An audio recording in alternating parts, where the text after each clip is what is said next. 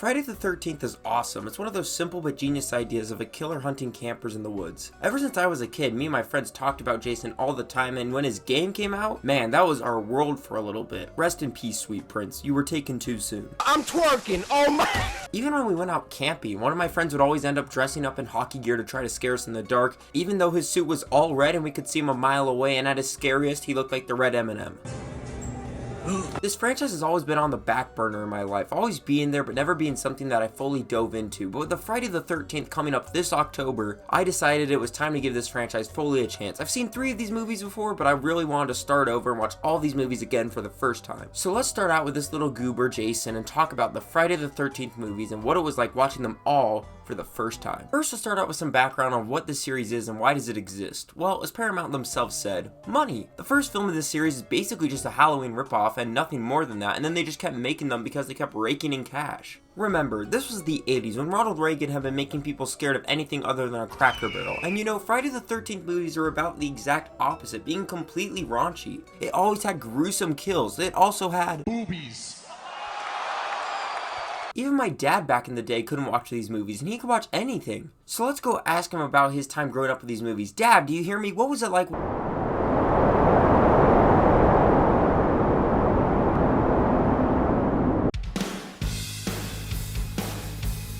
The first film in the series is actually pretty good. It's not great, but at least it's competent. And trust me, by the end you'll be begging for these movies to be competent.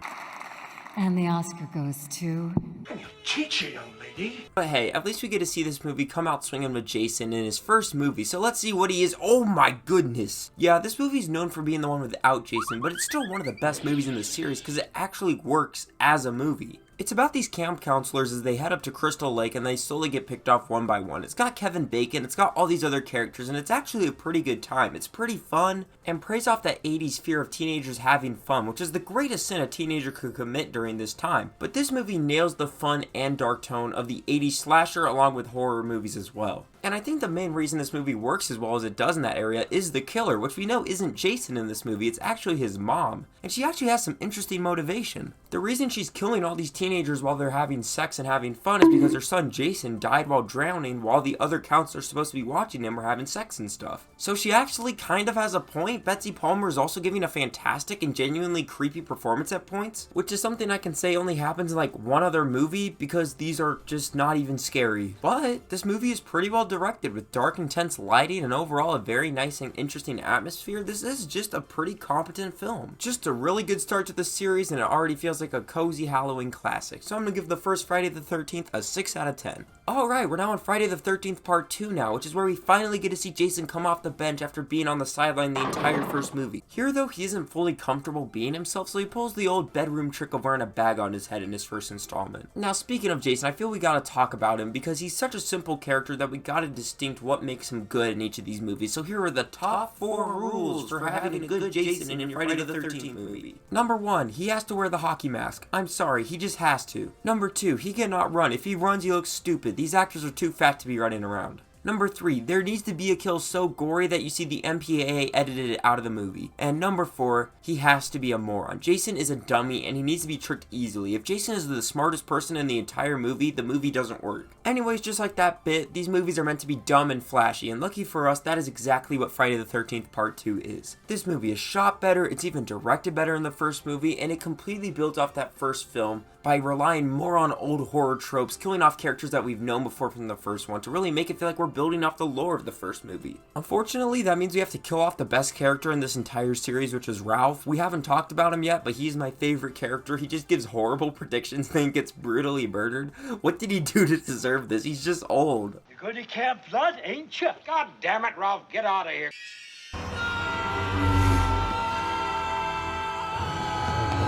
Anyways, this movie's so fun. Jason is awesome and creepy, and all of the campers here are at least fun enough to root for. This movie is awesome. It has the best final girl in the entire series. She actually feels like she earns her victory against Jason. Also has Jason throwing a machete into this dude's face. It's crazy. This movie for me is easily the best movie in the entire series, and I absolutely love it. So I'm going to give Friday the 13th Part 2 a 7 out of 10. Friday the 13th Part 3 sucks because it's the gimmick movie, and it feels so out of place because later in this series we have an entire gimmick trilogy. Yeah, the Friday the 13th series, just like anime, has very distinct arcs, but this one feels like a spin-off episode, just being a 3D movie, and it's just awful. It's literally just a gimmick the entire time. Eye-popping visuals, get your tickets now, you dummies! The entire movie is horribly shot, it's way too bright to be scary, every scene happens at day, with these horrible characters, and it has the worst character in the entire series. This fat lard. All he does is walk around and whine the entire time. He makes the least funny jokes, he's horrible, and I hate him. He is easily the worst character in this entire franchise. You also have this horrible barn that people just keep walking into that Jason keeps killing people at, because they just keep going there. Okay, I gotta be positive for a little bit. This movie does give Jason his hockey mask, I guess, but then it instantly ruins that by having him take off his mask. Here's another rule that I forgot to add to the first list. Jason's hockey mask should never be removed because usually he looks awful. And this movie is no exception. It is just never scary when he takes off his mask here. I hate the cinematography, I don't like these characters, everything here is just the worst thing ever. But, you know, I guess it's not like Teenage Mutant Ninja Turtles 3 bad, so I'm gonna give this one a 3 out of 10, but my gosh, let's just go on to the fourth one at this point. Alright boys, we are entering a new era for this franchise, because before it was just a normal slasher series, but now with Friday the 13th Part 4, the final chapter, you might think things are coming to an end, but oh no. This is the first movie in the Tommy Jarvis trilogy that will culminate in the 6th film. Yeah, buckle up, we're gonna be here a while. This trilogy follows a little Tommy Jarvis played by Corey Feldman, and we'll see him over these 3 films grow up into a denim-wearing stud. Oh, mama. Kind of like Richard Linklater's Before trilogy or Boyhood. I don't know why I referenced those movies, there's like 7 people that know Richard Linklater films and also are fans of Friday the 13th, but whatever. There are dozens of us. Dozens! And also, back on track to the movie, Friday the 13th, the final chapter, is actually alright. Now, it isn't my favorite. First off, it's in a house, which I don't love for the series. Usually, I think it's way better and more creative when it's out in camps, because then it's able to be more creative with the kills. But this one is good because all the cast is in this super small location, and the cast is so strong, and the best person in that is Crispin Glover. Now, if you don't know who Crispin Glover is, he's Marty McFly's pervert dad, and this is one of his first movies that he's in, and he's awful in this, but also kind of amazing. I have no idea what direction they gave him or what he's even doing, but it is so charismatic and straight up weird and bizarre you cannot look away. Also, the structure of this screenplay as well is absolutely bizarre. Like, this is something that you would dissect in a film class as what not to do. It has 2 completely different storylines following 2 separate groups of characters in 2 separate locations at the same time, with no connective tissue to have the storyline abruptly be ended when Jason kills Crispin Glover. Ted, hey, Ted, where the hell's the corkscrew? Then he instantly switches over to the other storyline during the 3rd act. You guys aren't Hitchcock, why do we have these dueling storylines? Then you have little Tommy Jarvis activates Chrome Dome mode, and then he just starts murdering Jason while yelling, "Die, die." What am I watching right now? I don't even know what this is or what happened in this movie, but I can't look away, and I think I had a decent enough time. Whatever, 5 out of 10 of this movie. I don't know what I watched, but it was fun enough. Friday the 13th Part 5. Okay, now we're on Part 2 of the Tommy Jarvis show, and now he isn't an Uncle Fester looking baby. Now he's a mentally ill teenager, right on. And yeah, this movie is awful. There is only one good thing in this film, and that is Desmond Benjamin. Nah, but it's this other kid, Reggie. I hate everyone in this movie other than Reggie and his older brother. Some damn enchiladas!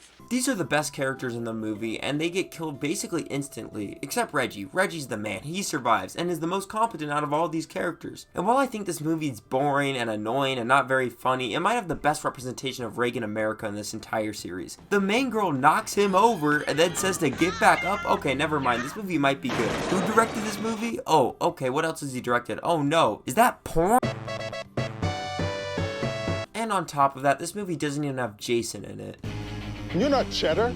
You're just some common bitch. Anyways, this movie's bad. I don't really like it, and I hope the kid who played Reggie had a great and prosperous life. 3 out of 10. And now we have finally gotten to Friday the 13th Part 6, Jason Lives, Part 3 of the Tommy Jarvis trilogy, The Dawn of Denim Tommy. Here, Tommy Jarvis is in his dapper denim drip, and Tommy is looking good. This is where Tommy takes his final form of his Pokemon evolution. He's now finally complete as he commits to killing Jason once and for all. This movie is actually pretty decent. It's way better than 5 and probably should have been the end of the franchise, but it's such a fun look at these 2 characters squaring off one last time. This final battle happening in a ring of fire on Crystal Lake break is actually awesome, and the rest of the movie has some good moments, but the ending is where it really nails it, and it kind of sucks that the rest of the movie's kind of alright to ranging to really boring. Like, I can't even really remember what happened in this movie, and I took notes. The police think Tommy's a convict or something, and he's hitting on this girl, but that's about it. But the final fight is where the movie puts all of its eggs in the basket. The fight with Jason goes so hard, it's genuinely amazing, and for that alone, I gotta give this movie some makeup points, because that's the only reason you're watching this. I love this weird little denim man, and I love that he and Jason really gotta go out swinging in this Tommy Jarvis finale. I give Friday the 13th Part 6, Jason Lives, a strong 4 out of 10. And now we're on to the hiccup in this series, Friday the 13th Part 7, The New Blood, but it's like a hiccup in a good way. It's much more stylistically like 6, and follows this girl named Tina who has superhero powers to move things with her mind. It sounds dumb, but at this point I'll take anything this franchise does that doesn't put me into a sleep-induced coma. And this movie is fun. Well, I gotta do a preface. It's fun for a Friday the 13th movie. As a normal movie, it's an abomination. Jason here has a fantastic design, and he will never look better than this movie. At this point in the series, the mannerisms of Jason were really down. This is where Kane Hodder takes over as the body performance for Jason, and no one gets the mannerisms of Jason down quite like he does. The little movements he gives him makes Jason feel so much more alive, and the final fight between Tina and Jason kind of goes hard. Also, this movie has some of the best kills in the entire series. I mean, 6 had some good ones and 5 had the enchiladas kill, but this one has the sleeping bag kill, which might be one of the best in the entire series. So it's got pretty good kills, a really fun Jason. It's pretty stupid and has superheroes fighting at the end, but it's pretty fun. Even when they knock off Jason's mask in this movie, he looks good underneath it. So it's actually a pretty fine time for a Friday the 13th one.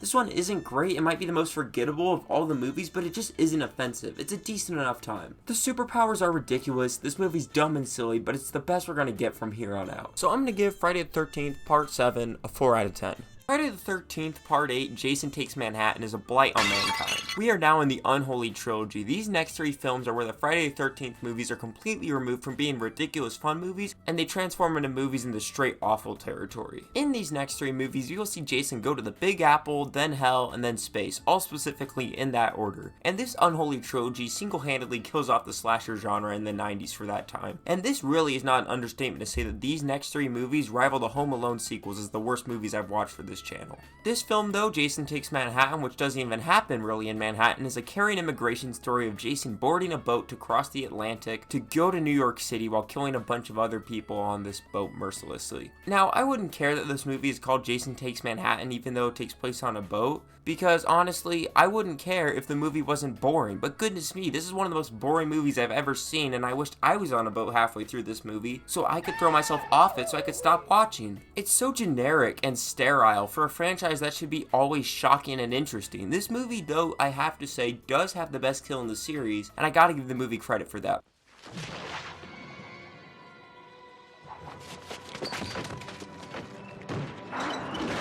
Along with that, it has some pretty fun moments when we get into New York City itself. I love this scene where he's looking at the hockey mask, and I also love the scene where Jason takes his mask off for these New York citizens. All these bits are very fun. And then we get to the sewer section, which might be the worst and most hilarious part of this entire series. So our 2 final characters realize Jason is coming for them in the sewers, and they run into some random construction worker who says, hey, by the way, just so you know, all of the toxic chemicals that are in this series are dumped out at a certain point, so just be careful.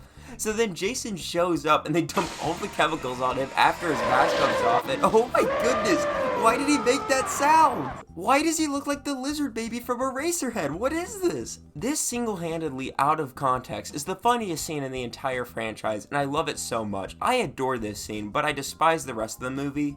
This movie is not fun, and it's only fun when it is straight up abysmal, which is like the last 10 minutes of the movie. I'm feeling generous, so I'll give this movie some mercy and give Jason Takes Manhattan a 2 out of 10. Jason Goes to Hell is next, and I feel like I'm in hell with how long this video is going. Welcome to hell, mother. This one sucks too. You might think, oh, this is awesome. It's called Jason Goes to Hell. That's a sick name. And the movie does start out strong by killing Jason, so he'll probably be in hell, you think, as he fights off a bunch of people that he's killed in a Doom type way, of him slaughtering through everyone so he can get back to the real world revived once again. Like, look at this poster. Isn't that rad? Imagine a Doom type movie of Jason escaping hell. But no, it's about a slug that moves between people, and if you get the slug, then Jason takes over you. Can you believe Peacemaker stole its plot from this movie? This movie is awful. It fundamentally doesn't get what Friday the 13th does at its best, which is being a fun slasher. Instead, having Jason barely in the movie, that's a big no-no for me, and I just don't like it. Also, this movie symbolizes the death of 2 franchises. We see at the end here, Freddy drag Jason's mask down into hell with him, and you can see him actually as well drag this franchise all the way down in F tier right next to Nightmare on Elm Street, which was where they were both sitting at the beginning of the 90s. Horrible movie. I'd say it's a little worse than Jason on the Boat, but it's about the same, so I'm gonna give it a 2 out of 10. This one is just not as funny, but let's talk about the funny one as we talk about our next movie, Jason Goes to Space. Jason X, directed by Oscar Isaac's dad, James Isaac, is where many people said the franchise jumped the shark. So this movie turns into one of the stupidest and most fun movies you'll ever watch. It's got Resident Evil robot characters who can do karate, Jason is getting nanotech to revive himself, hatches are blowing up, there's crazy space debris and space kills, and best of all, this has the funniest ending in any of these movies. This movie ends with Jason becoming a shooting star after being ejected out of the spaceship, plummeting back down to some random planet, and the funniest ending for maybe any franchise ever. Like, look at him, he's like a shooting star. It's so dumb and goofy, and I cannot help but love how they did it. And that all leads to the ending of him ending up on an alien planet back in a lake as some horny campers go to check out what just happened. Jason X as a movie is abysmal, but how it ends the original 10 series run on such a high point in such a genuinely genius way, with Jason being reborn in a completely new way, is actually extremely impressive. Is it a good movie? No, not at all, but it is a fun and interesting ending to the entire series, and in a bizarre way, it made me feel nostalgic for the franchise and how far it has come in a full circle sort of way. It somehow ended the franchise on the perfect note, showing that there will always be another movie to come along and poke the sleeping bear, which is Jason, and have him show up and kill some horny campers and then return to the lake. That status quo will always be fulfilled, and Jason will always be there for the next movie. And honestly, with an ending that good, I have to respect it. So I'm going to give this movie a very consistent score with the rest of the franchise, and give this movie, Jason X, a 3 out of 10. Well, that was a fun look back at the original 10 Friday the 13th movies, and now, oh no, do I have to watch 2 more of them? Okay, awesome. Let's just jump back right into this nightmare. Let's do Freddy vs. Jason. This movie is actually alright. Like, honestly, it could have been a lot worse. I am a sucker for versus movies. You know that with how much I love Godzilla vs. Kong. I made 2 videos way back in the day when my voice still hadn't fully dropped about how much I loved those movies. And at the end of the day, I still am a sucker for movies that put 2 characters I love against each other, and Freddy vs. Jason does that exactly for me. I think it's also a pretty good mashup of both franchises' styles. I really like the dynamic of the dream world and Jason's slasher world interweaving, and just how annoyed Freddy gets. Robert Englund, once again, is fantastic as Freddy, and Jason here is really fun as well, being an absolute buffoon, but also this movie has some really good individual scenes for both. This corn scene with Jason emerging is genuinely incredible, and one of the few times in the entire series where I actually got chills with how good it was. It's very impressive, and you can almost feel how it was drawn up on the storyboards, almost directly translated to the screen. Also, the fight between Freddy and Jason is pretty good. It's not great, it's got some bizarre 2000s camera movement along with some CGI jank, but overall it is fun, and while the movie isn't great, it's about as much as you'd want from a movie called Freddy vs. Jason.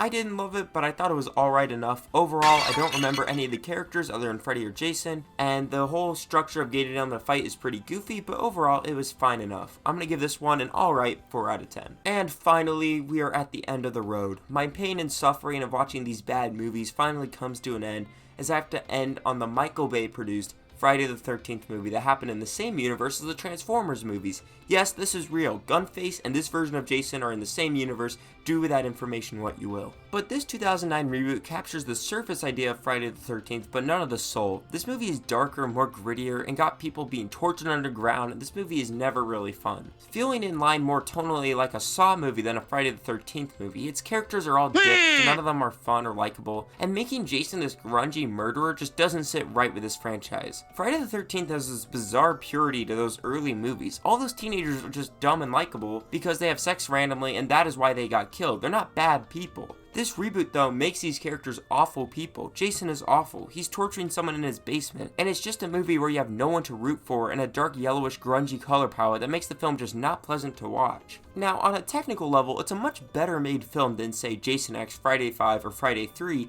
yet it doesn't have any of the charm or love for the franchise that those other movies do. This movie feels like a complete job for hire, and that everyone involved just did it so they could put something on their sizzle reel for future jobs and say they worked on a big Hollywood production. It's not good, but it's not totally inept like the previous horrible trilogy of Friday the 13th movies, so I'll give the Friday the 13th Michael Bay movie a very fair Transformer score of a 3 out of 10. It's a little better than Revenge of the Fallen, but I wouldn't say it captures the true fun, bombastic style of The Last Night. I'll burn you so bad you'll wish you died as a child. What? What? And finally, we have reached the final end of this video, so let's rank these movies from worst to best real quick. Here we go. Number 12, Jason Goes to Hell. Number 11, Jason Takes Manhattan. Number 10, Friday the 13th Part 3. Number 9, Jason X. Number 8, Friday the 13th, 2009. Number 7, Friday the 13th Part 5. Ooh, baby, ooh, baby. Number 6, Freddy vs. Jason. Number 5, Friday the 13th Part 7, Superhero Boogaloo. Number 4, Friday the 13th Part 6, Jason Lives. Number 3, Friday the 13th Part 4. Number 2, Friday the 13th. And number 1, Friday the 13th Part 2. This has been a blast going through this entire franchise, and next year I'll probably do it for another horror movie series, so let me know down below if there's any you want me to cover. Sorry for the lack of uploads, guys. I just started college right now and I had to move, so I've been pretty busy, but there will be another video out hopefully later this month that I think you guys will really like. Anyways, check out my letterbox to stay up to date for all the movies I see, and if you want to follow this account and see what I'm posting and stuff and when new videos will come out, follow my Twitter. Anyways, I'll see you guys in the next one, and until then, have a very happy Friday the 13th.